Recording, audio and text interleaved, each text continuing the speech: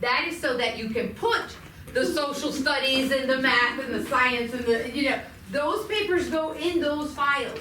So when you go through that backpack that once a week, you're gonna pull all these papers and you're gonna put them inside the files that they belong in, okay? Now you start getting familiarized with what your child is bringing home. You'll find letters. I mean, I can't tell you how many times I've gone through backpacks, quarter 3, and found things from quarter 1. And I know when that backpack's never been looked at. You know what I'm saying? So the other thing that we're going to talk about is Focus and Google Classroom. So these are the 3, right? The backpack clean, once a week. Then the other thing, once a week. Another thing that I need you to do every day is tell your child to pull up Focus.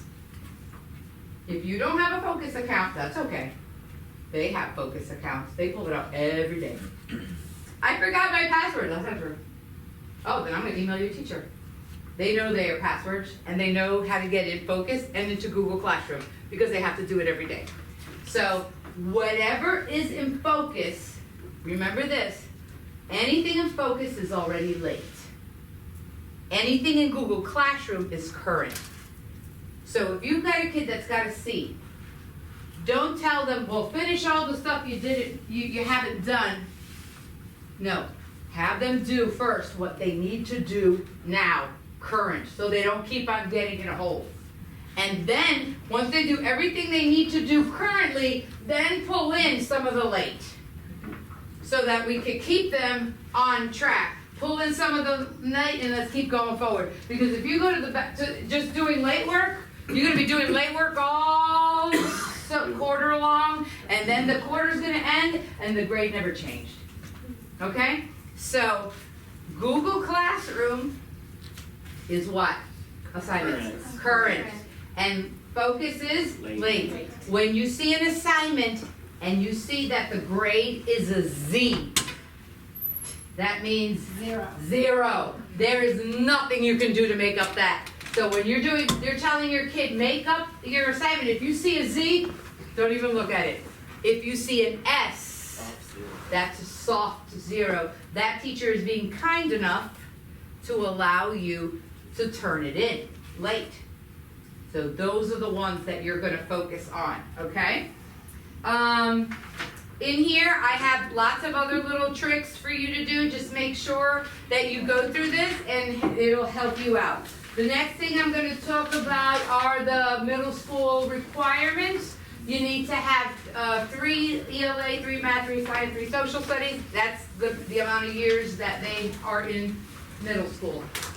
Schedules. If you have an issue with your child's schedule, please, in every single table, you'll see one of these barcodes.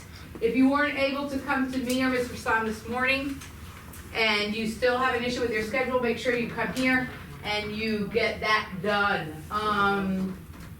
What else am I missing? You should have 4 cores always, 2 electives, and 1 I lead class. Let's say first. Oh, I only do schedule changes the first 2 weeks of school. Please tell everyone, it's just the first 2 weeks of school. And I mean it, and I will say no, and then I won't be cool Miss Wire, but we cannot do this. It impacts grading, it impacts classroom size. If you come in too late, that other teacher doesn't know what the assignments were. That's why we don't do this. So that's all I have for you when it comes to that, and I'll leave you with Miss T. Well, thank you. So wonderful, right? Okay. So some of you already saw, which is great. This is just a quick glimpse of what we offer here at RMA. All these are after school things, nothing that you'll be doing during the school day. I think one thing I forgot to say last time is 85% of this is carpooling cars. You guys will be responsible to and from pickup for practices. Here at RMA, we only provide transportation to the game. So every game day that they have, we're fortunate to have our buses, so we will get them there, but you guys have to get them back. Whether it's sharing carpool with somebody else or you guys attending the games there yourself. So that did kind of help a little bit because parents were having to leave to get them to a game. So now we can get them there. You guys just show up and cheer them on. So I recommend carpooling. It is the best thing. It works. We do it all the time. And my biggest thing is, most of you heard me today say, is just getting that physical.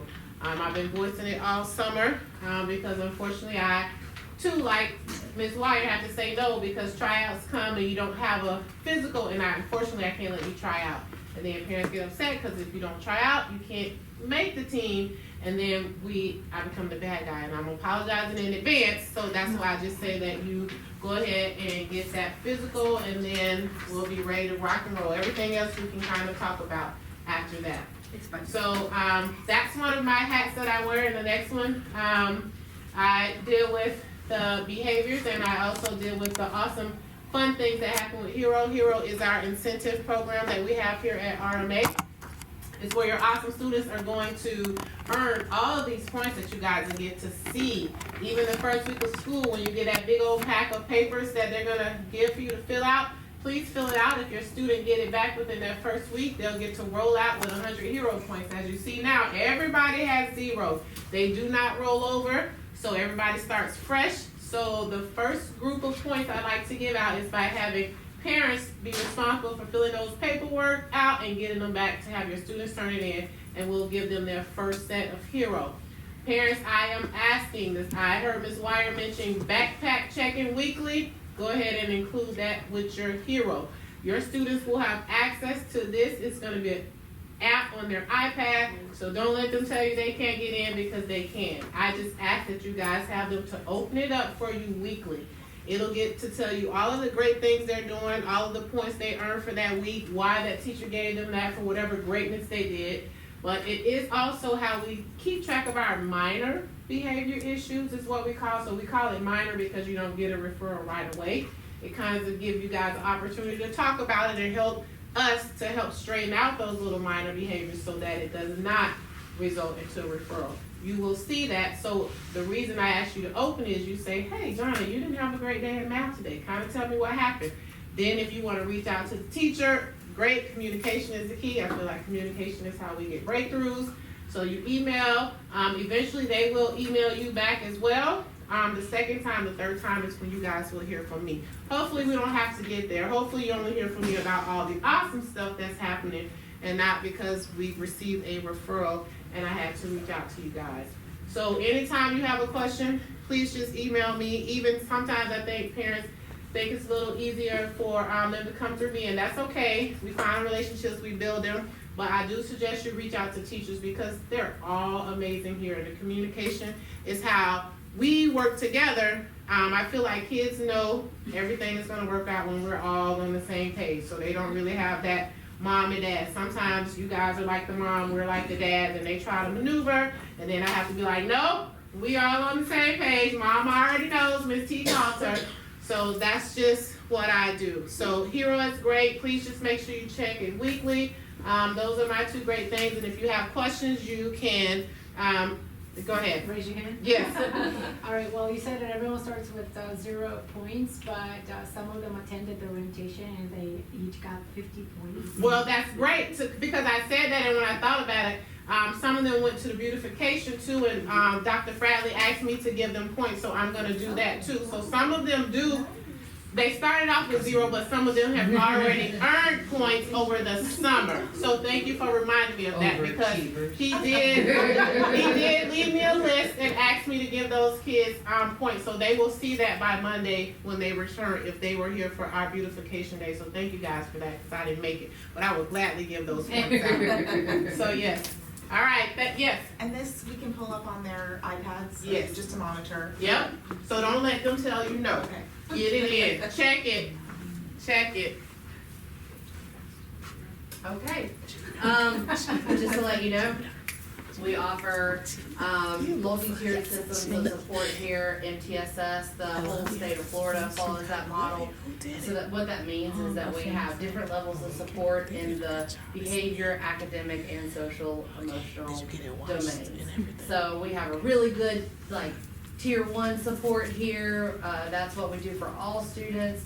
We have an iLead curriculum. We have lessons on how to navigate middle school and the relationships and friendships and all that. if people need a little extra help with that, we have groups, we have counseling that we can offer, we have mentoring. So just know that we have lots of supports here for your kids if they need help in any of these areas. And next is school counseling. So just so you know, anyone can make a request for a student to see a counselor. So parents can make a request, teachers can make a request, and students can make a request. There's a form available, a Google form that's available on our website, so parents can fill it out, or they always post a link in the Google Classrooms for the kids. And then, of course, you can also email me or call me, but that just is an easy way to make sure that your kid can see a counselor if you want us to check on them.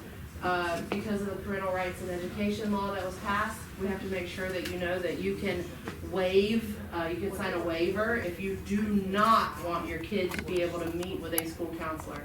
So we get very few of those back, but we're gonna send it out in the next week, not with all the other paperwork, because when we send it out with everything else, everybody just signs it and sends it back, and then we have to call and say, are you sure you don't want your kid to be able to see a school counselor? Most parents appreciate that we help them just navigate middle school world and the stress of 7 classes and, friends and drama and, all the things that come with middle school. And just know that if there's anything we're really concerned about, we're gonna talk to you anyways, and we're gonna help your kid talk to you. So you'll be in charge of 6th grade and 6th and 7th grade, yep. is Miss Rusan. Miss Rosan, sorry. Sorry. I'm Lindsay Rosan, 6th and 7th grade counselor. So if they had the program at the middle school where they were doing for the gifted, would that be something that you?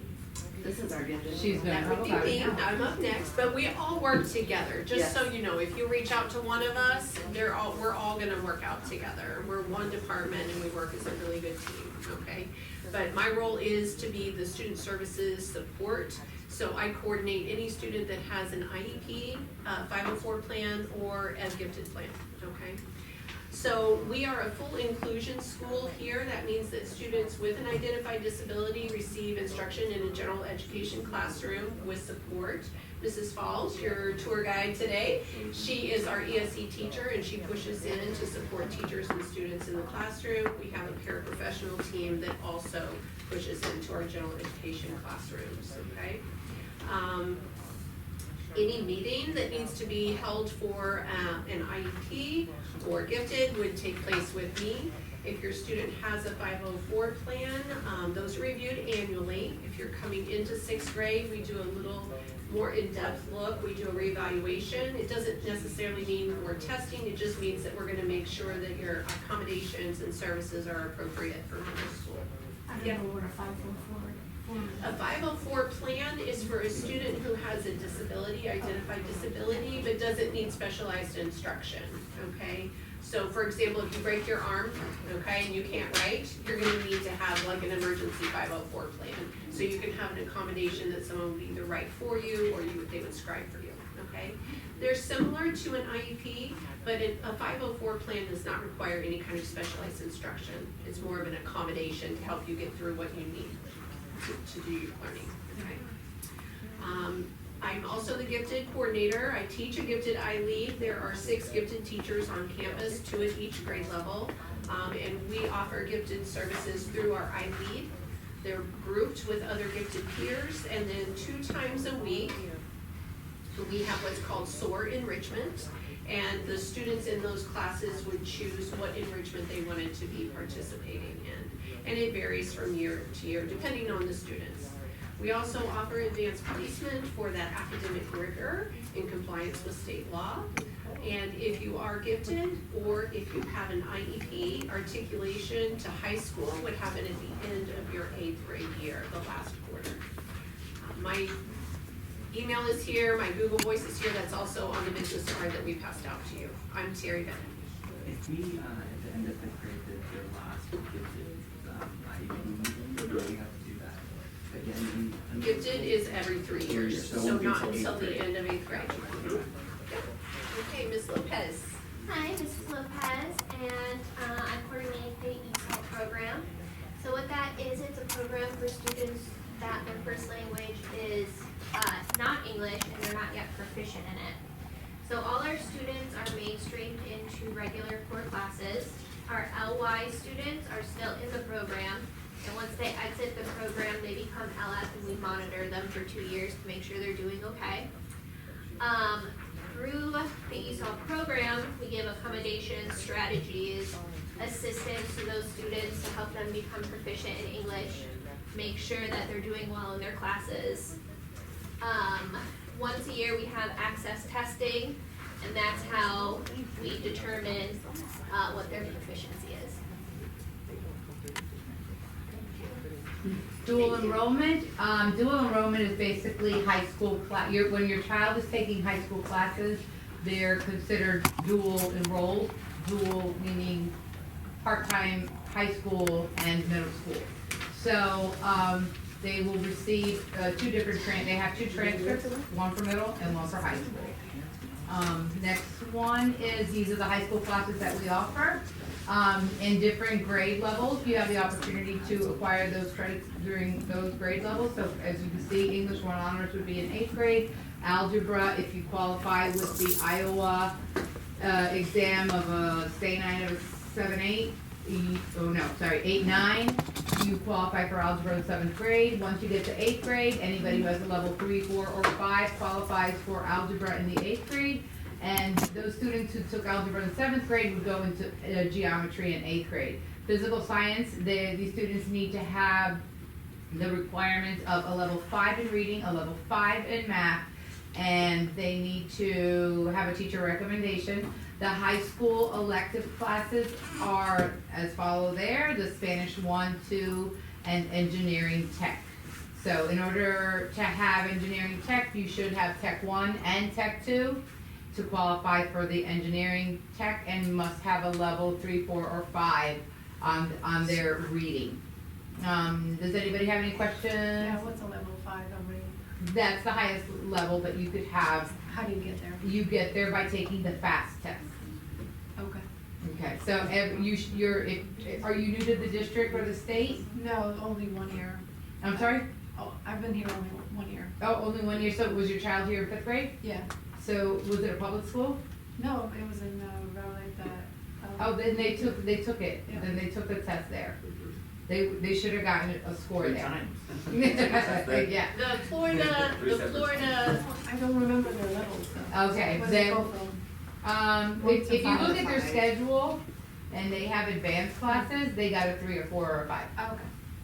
That's how Different you. colors, there were different colors. Yes, Okay. yes, Okay. yes, Alright, that's exactly alright. it. So she needs You would green. have seen red, yellow, green, yellow, all those green. colors, yeah. Does anybody have any questions? I know you said the science, to move up to science, they had to be at a level 5. Was all the maths also just level 5 or 5? No. Yeah. So it's just the science? The science, yes, is a 5-5, yes. Okay. For the 7th grade algebra, they have to have a stay 9, or that's a different test on the Iowa exam. Okay, so, but for algebra in 8th grade, they just need a 3, a 4, or a 5. Okay? Thank you all so much. Thank you very much.